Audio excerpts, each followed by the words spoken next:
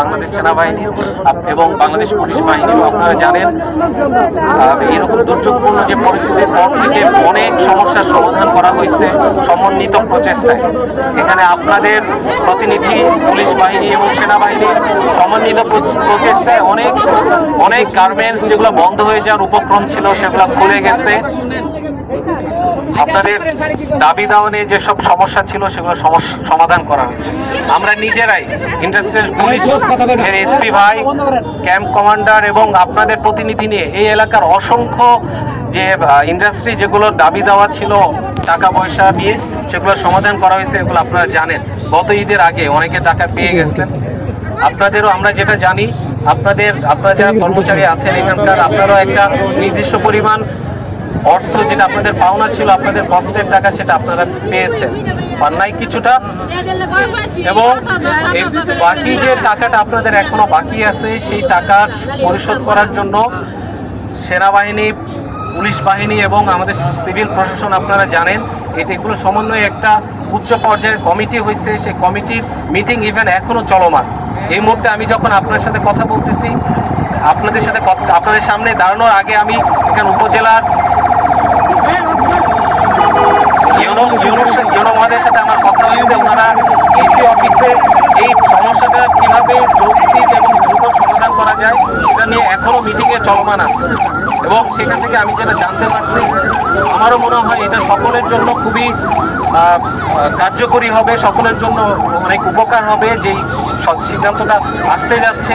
এবং এটা আপনারা আগামীকালকের মধ্যেই জেনে যাবেন যে এই আগামী কোরবানির ঈদের আগেই আপনাদের যত দাবি দেওয়া এবং যত পাওনা অর্থ বাকি ছিল, যেটা এক অংশ আপনারা অলরেডি পেয়ে গেছেন এবং এই অর্থ আপনাদের হাতে পৌঁছে দেওয়ার জন্য আমাদের বর্তমান যে আমাদের উপদেষ্টা মণ্ডলীর সমন্বয়ে গঠিত সরকারের শ্রম মন্ত্রণালয়ের মাননীয় উপদেষ্টা এবং বিজিএমইর উচ্চপদস্থ কর্মকর্তা, আমাদের লোকাল প্রশাসন সকলের সহযোগিতায় আপনারা একটা অংশের টাকা অলরেডি পেয়ে গেছেন। এবং ওই ব্যক্তিরাই এই প্রসেসের মধ্যে এখনো কার্যক্রম চলমান রাখছেন যে বাকি অর্থ অবশ্যই আপনাদের সকলের হাতে এই কুরবানি ঈদের আগেই যেন পৌঁছায় দেওয়া হয়। কারণ আমরা সকলেই জানি কুরবানির ঈদে আমরা যে অবস্থানে থাকি, যার যেই সামাজিক অবস্থান, সেখান থেকে আমরা চাই যে আল্লাহর হস্তে একটা কুরবানিতে অংশগ্রহণ করব। আমাদের ধর্মীয় যে রিচুয়ালস আছে সেটা আমরা যতটুকু সামর্থ্য আছে সে অনুযায়ী কার্যক্রম পরিচালনা করব। আমাদের ঈদে আমরা বাড়ির যাব, আমাদের বাড়ির যেসব লোকজন বাবা মা আছে তাদের হাতে কিছু টাকা দিয়ে আসবো। সেই বিষয়ে সহানুভূতির অবস্থান ধরে রেখে আমরা ওই ডিস্ট্রিক্ট জেলা প্রশাসকের অফিসে এই সিদ্ধান্তই নেওয়া হয়েছে যে আপনারা কুরবানি ঈদের আগে বাকি সকল টাকা বুঝে পাবেন। এই টাকা যদি মালিক পক্ষ দিতে ব্যর্থ হয় তাহলে অবশ্যই একটা পদ্ধতি অনুসরণ করা হবে, যার মাধ্যমে যদি ইন্ডাস্ট্রির কিছু সম্পত্তি বিক্রিও করা হয়, বিক্রি করে আপনাদের অর্থ পরিশোধ করা হবে। ভাই, আমি যে কথাগুলো বলতেছি আমার নিজের বানানো কোনো কথা না এবং আমার নিজের স্বার্থের সাথে সংশ্লিষ্ট কথা। আমরা এখানে কেউ আমাদের নিজের স্বার্থ সংশ্লিষ্ট সকলের সম্মিলিত প্রয়াস এবং আপনাদের যে সহযোগিতা সেটার সমন্বয়ে কিন্তু আমরা আপনারা নিজেরাও জানেন যে আমরা মেশিন বিক্রি করে টাকার ব্যবস্থা করেছি না। এবং আপনি এটাও জানেন ঈদের 2 দিন আগে আমি আপনাদের সাথে গাজীপুর ছিলাম, যেটা আমাদের জুরিডিকশন না, বন্ধের দিন। পরের দিন আমাদের আরেকজন স্যার ছিল মাহমুদ, তিনি গাজীপুর ঢাকা গিয়ে এই যে বিজিএমইর মাধ্যমে মাননীয় উপদেষ্টা মহোদয়ের মাধ্যমে 1 কোটি টাকা তারা দিতে চেয়েছিল। পরে আমরা শিল্প বলে আরো হস্তক্ষেপ করে 1,23,00,000 টাকা আমাদের নিয়ে আপনাদের মোটামুটি ঈদের আগে একটা ব্যবস্থা করতে পেরেছি। এটা কিন্তু কোনোভাবেই সম্ভব ছিল না, তখন কিন্তু ঈদের পুরো ছুটি শুরু হয়ে গেছিল, তাই তো? এবং এটা আপনাদেরকে কিন্তু বিশ্বাস করতেই হবে যে এখানে যা কিছু হয়েছে, এই যে আমরা যারা এখানে স্টেক হোল্ডার আছে আমাদের সকলের অংশগ্রহণের মাধ্যমে এবং আপনাদের সার্বিক সহযোগিতার মাধ্যমে কিন্তু এটা সম্ভব হয়েছে। তবে পাশাপাশি এটা আপনাদেরকে ধন্যবাদ জানাই। এটাও ঈদ চলে গেছে, 1 মাস পার হয়ে গেছে, ঈদের পরে দেওয়ার সেটা কথা, কিন্তু কাজ হবে না সেটা আপনারা বিশ্বাস করবেন কিনা জানি না। আমরা প্রতিনিয়ত আপনাদের এই বিষয়গুলো নিয়ে আমরা কথা বলতেছি, কাজ করতেছি। কারণ আমরা জানি যে আপনারা যদি এখানে রোডে বসে পড়েন, তাই আমরা উনি আসছে ওনার নানাবিধ কাজ দেখে, আমি আসছি আমাদের টিম নিয়ে নানাবিধ কাজ রেখে আসছি না, এখানে কেউ আমরা শখ করে কিন্তু আসি নাই। আমরাও চাই না আপনারা রোডে বসে থাকেন আর বসে থাকার পরে আমরা এখানে, সেটা আমরা কখনো যাই না। তবে একটা আপনাদেরকে মনে রাখতে হবে এটা কিন্তু আপনারা আমাদের বলার কিছু নাই, আপনারাই সেটার প্রমাণ। এখন পর্যন্ত যা কিছু হয়েছে আমরা যারা প্রশাসনে আছি, যারা বিভিন্ন অংশীজন আছি, সকলের সমন্বয়ের মাধ্যমে কিন্তু হয়েছে, এবং ভবিষ্যতে যেটা হবে সেটাও কিন্তু আমাদের এবং আপনাদের সকলের পারস্পরিক সহযোগিতার মাধ্যমে হবে। এখানে একদিন, দুদিন, 3 দিনে যদি রোডে বসে থাকেন কোনো লাভ হবে না ভাই। টাকা পকেটে না আসলে বসে থাকলে কোনো লাভ হবে? একটা পর্যায়ে কি হবে, এইখানে যে গরম, আজকে যদি আবহাওয়া একটু কালকের চেয়ে একটু ভালো হলে তিনি ব্যবসা গরম হবে।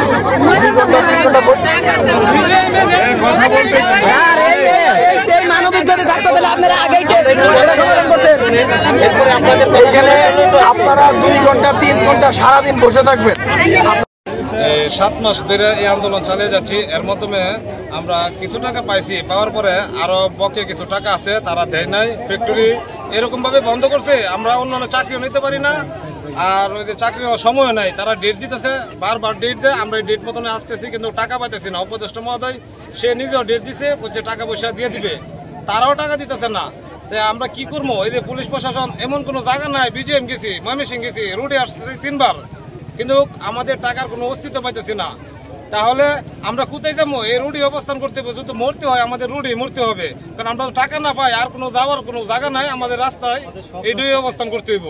আর ইউনো মহোদয় ময়মনসিংহ যে মিটিংটা হয়েছিল, এডিএম ম্যাডাম নিজেও বলছিল 11 তারিখে 4 তারিখে টাকা দিব কোম্পানি যদি 4 তারিখে টাকা না দেয়, 11 তারিখে মেশিন পড়তো বা মাল সামানা বিক্রি করে হলেও আমাদের টাকা তারা পরিশোধ করবে। কিন্তু তাও 11 তারিখ পর্যন্ত অপেক্ষা করছি, তাদেরকে আমরা মেসেজ দিছি, মেসেজের কোনো রিপ্লাই নাই, ফোন দিছি, ফোনের কোনো রিপ্লাই নাই।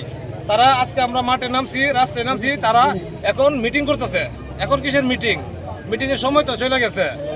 আমরা তো টাকা পাওয়ার কিন্তু অস্তিত্ব পাইতেছি না। কালকে রাত্রে সেনাবাহিনী আসছে, আয়া বলছে আমরা নাকি কোনো বেতন পাবো না। সেনাবাহিনী কে বলছে? সেনাবাহিনী আছে একজন, ঠিক আছে, গাড়ি আসছিল, তারা ফ্যাক্টরির ভিতরে ঢুকছিল এবং ফ্যাক্টরিতে মোটামুটি কর্মকাজ চলতেছে। ফ্যাক্টরি চালু করার কিন্তু আমাদেরকে বেতন দেওয়ার মতো কোনো ব্যবস্থা নাই, এই সিস্টেম পাইতেছে না। সেনাবাহিনীরা কি বলছে? সেনাবাহিনী বলছে আমরা নাকি কোনো বেতন পাই না, ঠিক আছে, লে অফের বেসিক পাই। আমাদের জন্য, আমরা গরিব মানুষ, 1 টাকা পাইলে সেটা বেতনই দূরে যেত কোম্পানির থেকে। তারে তো আর বলছি না তো। আপনারা নিয়ম অনুযায়ী কত টাকা পান, কয় মাসের বকেয়া? আমরা আইনগতভাবে যা পাই আমরা তাই, এর মাঝে অনেক কিছু কারসিট হয়েছে লে অফের কারণে, সেটা আমরা মাইনা নিছি, কিন্তু টাকাটা দিতেছে না। মার্চ মাসে 4 দিন আমরা বিজিমিতে শ্রমিকরা থাকার কারণে বিজিমিতে 26 মার্চ 23 তারিখ থেকে আন্দোলন চলছে। 26 মার্চে যে একটা সিদ্ধান্ত আসছে বিজিমিতে বৈশা যে শ্রমিকদের একটা পাওনা দেওয়া হবে, সেই লে অফের বেনিফিট, সেটা কিন্তু একটা দিছে জানুয়ারিটা, কিন্তু ফেব্রুয়ারি মার্চ দুইটাই রয়ে গেছে। এবং কি তাদের যে নভেম্বর ডিসেম্বর যে কর্তন ছিল 10 দিনের, সেই 10 দিনের টাকাও তাদের আছে, শ্রমিকদের বকেয়া পাওনা এবং ঈদ বোনাস। তারপরে তাদের যে লে অফ বেনিফিটটা এবং কি যে ফাইনাল যে পাওনাটা আইনগত 20 দ্বারা যে একটা আইনে বলা আছে যে লে অফ রাখলে, বন্ধ করে দিলে একেবারে সকল শ্রমিকদের যে একটা পাওনা আছে সেই বেনিফিটটা এখনো তারা পাচ্ছে না। কিন্তু বলা ছিল যে 4 তারিখ, আমরা 22 তারিখে, গত এই এপ্রিল মাসের 22 তারিখে জেলা ম্যাজিস্ট্রেট ময়মনসিংহে আমরা হাবিবা ম্যাডামের মাধ্যমে আমরা একটা সিদ্ধান্ত পাইছি, 4 তারিখ মালিক পক্ষ দিবে। যদি 4 তারিখ মালিক পক্ষ না দেয় তাহলে মাল সামানা বিক্রি করে মালিকরা 11 তারিখে টাকা দিবে। এখন 11ই মে, আজকে 11 মে শেষ হয়ে গেছে, সেটা আজকে কিন্তু 12 তারিখ। কিন্তু শ্রমিকরা কিন্তু আজকে এই যে রাস্তায় নামাইছে কারা? আজকে সরকার কেন এটার সিদ্ধান্ত নেয় না? মালিক কোথায় আছে? ওই মুহূর্তে বলছিল 26 মার্চে যে মালিকদেরকে ধরবে, তো ধরবে বা কিভাবে আনবে, শ্রমিক কিভাবে টাকা পাবে, সেটা সরকারের সিদ্ধান্ত নিতে হবে। এবং মালিক পক্ষ কিন্তু অনেক মাল সামান আছে, জমি জায়গা আছে, সেই ব্যাপারে মেশিন আছে, সরকার সিদ্ধান্ত নিবে। সেনাবাহিনীর পক্ষ থেকে কি বেতন পাবেন না এরকম কোনো সিদ্ধান্ত দেওয়া হয়েছে? এটা আসলে শ্রমিকদেরকে হয়তো অন্যান্য ভাবে কথা বলতেছে যে তোমরা কোনো পাওনা নাই, এটা আমাদের সাথে হয় নাই, কিন্তু শ্রমিকরা বলতেছে যে আমাদেরকে বলে তোমরা তো কোনো পাওনা নাই, এইটা হয়তো লে অফের ওই অল্প কয় টাকা, কিন্তু অল্প কয় টাকাই শ্রমিকের পাওনা, সেটা দিয়ে দিলে তো শ্রমিকরা রাস্তায় আসে না। আজকে শ্রমিকদেরকে কেন রাস্তায় নামাইলো? শ্রমিকদেরকে যে যদি 11 তারিখের আগে একটা ডিসিশন দিত যে অমুক তারিখে মিটিং আছে, ফাইনাল মিটিং এর পরে একটা সিদ্ধান্ত হবে, তো 11 তারিখে বেতন দিবে ডিসিশন হয়েছে। শ্রমিকদের মাথা তো একটাই যে আমরা 11 তারিখে বেতন পাবো, তাদের মোবাইলে বেতন ঢুকবে বা হাতে হাতে দেখ, কিন্তু কিন্তু কোনো সিদ্ধান্তই কোথাও থেকে আমরা পাই নাই। শ্রমিকরাও এই ফোন দিছে বিভিন্ন দপ্তরে, কোনো সিদ্ধান্ত পায়নি। আজকে কেন এই পরিস্থিতি কারা করছে? সরকার কেন এই আজকে যদি তারা আপনাদের টাকা পরিশোধ বা বেতন পরিশোধ না করে আপনারা কি পদক্ষেপ নেবেন পরবর্তীতে? আমাদের পদক্ষেপ শ্রমিকরা যেই জায়গায় যাবে আমরা সেই জায়গায় আমরা আমাদের দায়িত্ব পালন করবো, ওদের পাশে আমরা আছি।